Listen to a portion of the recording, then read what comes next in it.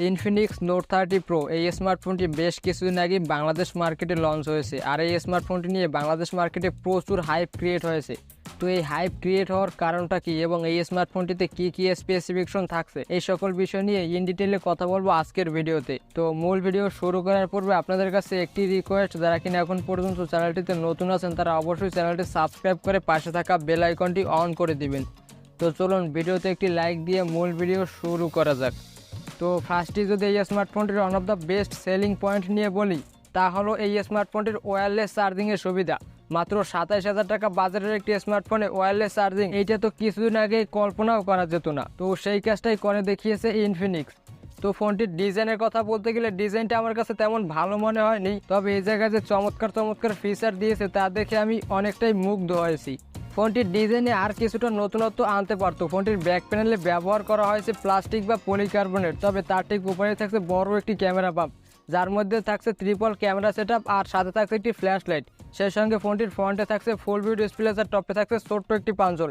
আর এই পাঞ্চলের মধ্যে ইমপ্লিমেন্ট করেছে ফোনটির সেলফি ক্যামেরা।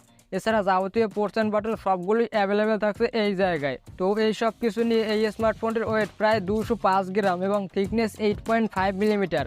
আর এই স্মার্টফোনটি কিছুটা বক্সিয়ার ডিজাইনের হয়, দেখতে অনেকটাই প্রিমিয়াম মনে হয় এই স্মার্টফোনটি। তো ডিজাইনের কথা বলতে গেলে ডিজাইনটা আমার কাছে তেমন ভালো মনে হয়নি। ফোনটির ডিসপ্লের কথা বলতে গেলে ফোনটিতে ব্যবহার করা হয়েছে 6.67 ইঞ্চের একটি 120 হার্জের অ্যামোলেড ডিসপ্লে, যার রেজুলেশন ফুল এইচডি প্লাস অর্থাৎ 1080x2400 পিক্সেল এবং পিপিআই হিসাবে থাকছে 395 পিপিআই। তো যেহেতু এটা একটি অ্যামোলেড ডিসপ্লে সেহেতু এর কালার ও কন্ট্রাস্ট অনেকটাই পাঞ্চি পাওয়া যাবে। আর 120 হার্জের রিফ্রেশ রেট হওয়ার কারণে সোশ্যাল মিডিয়া ব্রাউজিং থেকে শুরু করে গেমিংও একটা স্মুথ এক্সপিরিয়েন্স পাওয়া যাবে এই ডিসপ্লেটি থেকে। আর যেহেতু এ জায়গায় পিপিআই বেশি থাকছে সেহেতু শার্পনেসও অনেকটাই বেশি পাওয়া যাবে এই ডিসপ্লেটি থেকে। তো ওভারঅল ডিসপ্লেটি আমার কাছে অনেকটাই ভালো মনে হয়েছে। যারা কিনা প্রচুর পরিমাণে কন্টেন্ট ওয়াচিং করেন তাদের জন্য one of the best display হতে পারে এই ডিসপ্লেটি। ফোনটির ক্যামেরা নিয়ে বলতে গেলে ফোনটির ব্যাক প্যানেলে ব্যবহার করা হয়েছে ট্রিপল ক্যামেরা সেটআপ, যা শুধুমাত্র কাজে লাগানোর মতো একটি ক্যামেরা, আর তা হলো 108 মেগাপিক্সেলের ক্যামেরা। বাকি দুইটি 2 মেগাপিক্সেলের ম্যাক্রো সেন্সর এবং অন্যটি 2 মেগাপিক্সেলের ডেপথ সেন্সর। তো ফোনটির মেন ক্যামেরার রেজাল্টের কথা বলতে গেলে ডে লাইটের পাশাপাশি লো লাইটও মারাত্মক লেভেলের ফটোগ্রাফি করা যাবে এই স্মার্টফোনটির মেন ক্যামেরা দিয়ে। তবে বরাবরের মতো ইনফিনিক্সের কাছ থেকে ক্যামেরা ফটোগ্রাফির রেজাল্ট অতটা ভালো পাওয়া যায়নি। ফোনটির মেন ক্যামেরা দিয়ে সর্বোচ্চ ভিডিও রেকর্ড করা যাবে 2K 30 FPS। তবে এই জায়গায় যদি আপনি 1080p ভিডিও রেকর্ড করেন তাহলেও 30 FPS পাবেন। এই জায়গায় যদি 60 FPS এর অপশনটা থাকতো তাহলে বেশ ভালোই হতো। ফোনটির ফ্রন্টে থাকছে 32 মেগাপিক্সেলের একটি সেলফি ক্যামেরা, আর এই সেলফি ক্যামেরাটা দিয়ে ডে লাইটের পাশাপাশি লো লাইটও মারাত্মক লেভেলের সেলফি তোলা যাবে। তো যারা কিনা সেলফি লাভার আছেন তাদের জন্য বেশ ভালোই হবে এই স্মার্টফোনটি। ফোনটির সেলফি ক্যামেরা দিয়ে সর্বোচ্চ ভিডিও রেকর্ড করা যাবে 1080p 30 FPS এ। তো ক্যামেরা সেটআপ আমার কাছে একদম এভারেজ মনে হয়। সেই জায়গায় যদি 2 মেগাপিক্সেলের ম্যাক্রো সেন্সরের পরিবর্তে 8 মেগাপিক্সেলের ম্যাক্রো সেন্সর এবং 2 মেগাপিক্সেলের ডেপথ সেন্সরের পরিবর্তে একটি 8 মেগাপিক্সেলের আলট্রা ওয়াইড সেন্সরও ব্যবহার করতো তাহলে একদম মাখনের মতো হতো। আপনাদের কাছে কি মনে হয় অবশ্যই কমেন্টে জানাবেন। ফোনটির পারফরমেন্সের কথা বলতে গেলে ফোনটি আউট অফ দ্য বক্স থাকছে অ্যান্ড্রয়েড 13 বেসড অন XOS 13। তো এই ইনফিনিক্সের XOSটা আমার কাছে অনেকটাই কার্টুন মনে হয়। তারা এখন পর্যন্ত একটি ম্যাচিউর ইউআই দিতে পারেনি, অনেকগুলো ব্লোটওয়্যার দিয়ে ভরা থাকে তাদের ইউআই। তবে তারা আস্তে আস্তে ভালোর দিকে যাচ্ছে, এর আগে অনেকটাই বাজে ছিল তাদের ইউআই। তো ইনফিনিক্স সামনে আরো ভালো কিছু করুক সেটাই আমরা চাই। ফোনটিতে চিপসেট হিসাবে থাকছে Mediatek Helio G99, যেটা কিনা 6 ন্যানোমিটার ফ্যাব্রিকেশনে তৈরি করা অক্টা-কোর প্রসেসর। আর এই প্রসেসরটি clock speed 2.2 GHz Cortex A76 এবং গ্রাফিক্স সেশনকে পাওয়ার করছে মালি G57 MC2। তো Mediatek Helio G99 এই চিপসেটটি এর আগেও বেশ কয়েকটি ফোনে ইউজ করা হয়েছে।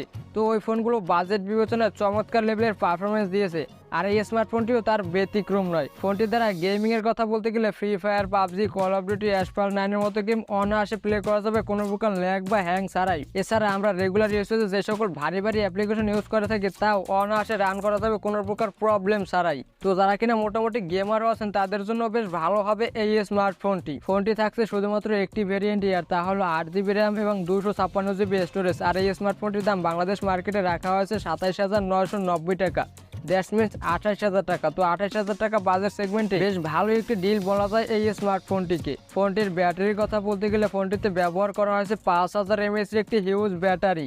তো যারা এখানে একদম হেভি ইউজও করবেন তারাও একদিনের মতো ব্যাটারি ব্যাকআপ ইজিলি পেয়ে যাবেন এই স্মার্টফোনটি থেকে। আর যারা কিনা একদম নর্মাল ইউজ করবেন মানে বেসিক ইউজ করবেন তারা 1.5 থেকে 2 দিনের মতো ব্যাটারি ব্যাকআপ অনায়াসে পাবেন এই স্মার্টফোনটি থেকে। আর এই ব্যাটারিকে চার্জ করার জন্য থাকছে 68 ওয়াটের একটি ফাস্ট চার্জার। এই চার্জারটি দিয়ে ফোনটি ফুল চার্জ করতে অ্যারাউন্ড 1 ঘন্টার মতো সময় লাগবে। আর ওয়্যারলেস চার্জিং এর কথা বলতে গেলে এই জায়গায় থাকছে 15 ওয়াটের একটি ওয়্যারলেস চার্জার, যেটা দিয়ে ফোনটি ফুল চার্জ করতে অলমোস্ট 2 থেকে 2.5 ঘন্টার মতো সময় লাগতে পারে।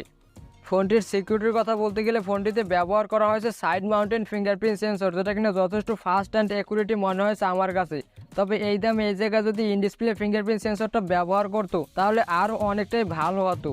তবে কিছুটা কস্ট কাটিং তো করতেই হবে কোম্পানিগুলোর, আর সেই কস্ট কাটিংয়ের শিকার হয়েছে ক্যামেরা এবং ফিঙ্গারপ্রিন্ট সেন্সরে। ফোনটির কানেক্টিভিটির কথা বলতে গেলে ফোনটিতে থাকছে wifi, dual band, Bluetooth 5.0, GPS, NFC, FM radio এবং ইউএসবি টাইপ সি পোর্ট, এগুলো তো থাকছেই। অলরাইট, এবার যদি এই স্মার্টফোনটির ওভারঅল থিঙ্ক করা হয় তাহলে যারা কিনা প্রচুর পরিমাণে গেমিং করে থাকেন এবং রেগুলার ইউজের জন্য একটি ফোন কিনবেন তাদের জন্য one of the best phone হতে পারে এই স্মার্টফোনটি। তবে ডিজাইন নিয়ে যাদের প্রচুর মাথা ব্যথা তাদের জন্য তেমন ভালো হবে না, কারণ ডিজাইনটা আমার কাছে মোটেও ভালো মনে হয়নি এই জায়গায়।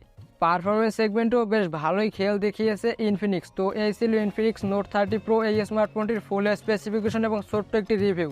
আপনাদের কাছে এই স্মার্টফোনটি কেমন মনে হয়েছে অবশ্যই কমেন্টে জানাবেন। তো এই ছিল আজকের ভিডিও। আমার ভিডিও যদি আপনার কাছে ইনফরমেটিভ অ্যান্ড হেল্পফুল মনে হয়ে থাকে তাহলে ভিডিওতে একটি লাইক দিয়ে চ্যানেলটি সাবস্ক্রাইব করে রাখবেন। আজকের মতো বিদায় নিচ্ছি। টিল দেন, আল্লাহ হাফিজ।